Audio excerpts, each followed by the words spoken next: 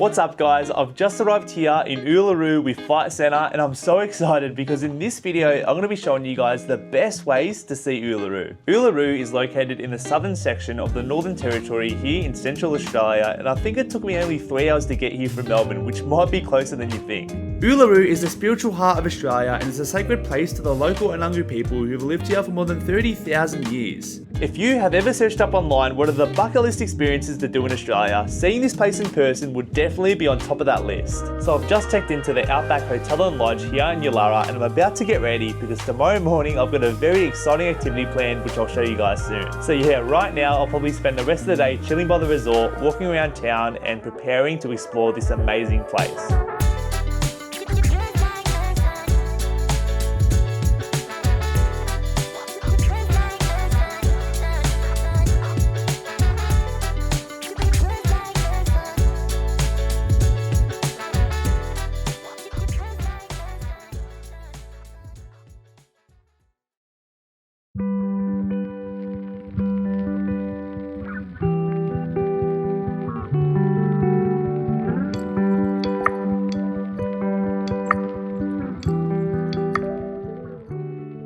So as you may have guessed, the first activity is walking around the base of Uluru. The Uluru Base Walk is one of Australia's most iconic walks and it's an easy to moderate 10.6 kilometre trail which takes you around the entire base of Uluru. This cruisy walk takes roughly 3.5 hours to complete, and although that might sound like a lot, the walk is completely flat and there is plenty of fascinating information to read as you go. Although a lot of people choose to spend their mornings at one of the distant lookouts, I would argue that completing the Uluru Base Walk is the best way to appreciate the sheer size of this geological wonder. Starting at either the Kanaya car park or Mala car park, this beautiful walk will take you past priceless views of Uluru and plenty of signage teaching you about the area's history and cultural significance. Standing at over 348 meters high and 3.6 kilometers long, Uluru is the world's largest single rock monolith, and when you see it up close, you will be blown away. Now, although the Uluru Base Walk is easy to navigate, there are some key details to consider before completing the walk, and one of those is deciding what time to start. Most people that visit Uluru will do so during the cooler months from May to September, as the temperature average is around 18 degrees, which is perfect for outdoor activities. However, if you are planning to visit Uluru in the hotter months from October to March, the temperature can soar to about 35 degrees during the day, which is very uncomfortable for most daytime activities. I visited Uluru in March and the daily average was about 33 degrees, so I decided to complete the Uluru Base Walk as early as possible to avoid the worst of the heat.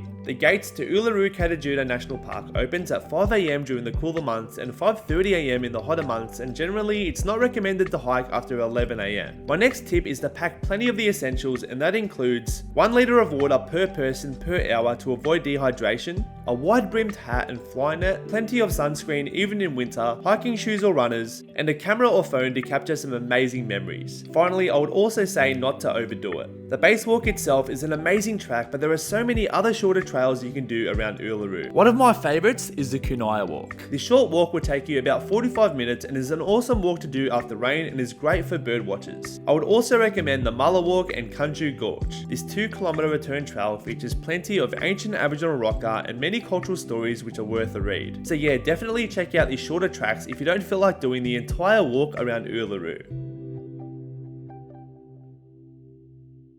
So after taking in Uluru from up close, it's time to admire the view from the sky by flying on a helicopter. Professional helicopter services are located just outside of the Yulara town centre and offer incredible scenic flights over uluṟu-kata National Park.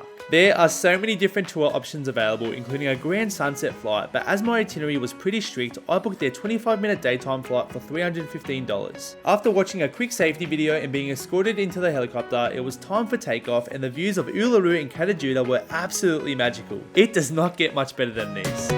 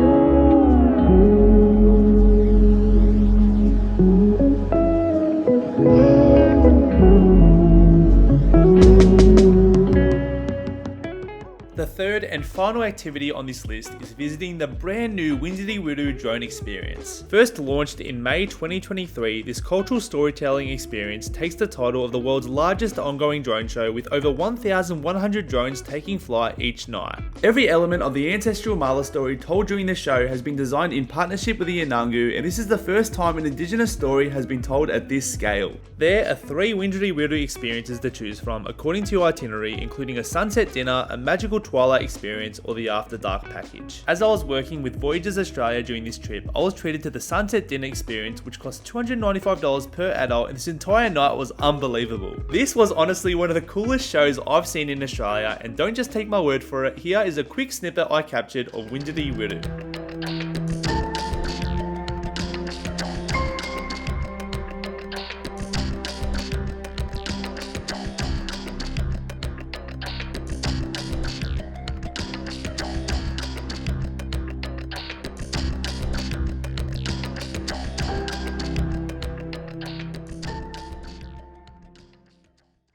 Wow, how cool was that? So those are my favourite ways to experience Uluru, and I know this video does not even scratch the surface, so let me know what you recommend doing at Uluru in the comments below. Thank you so much for watching, safe travels, and I will see you next time.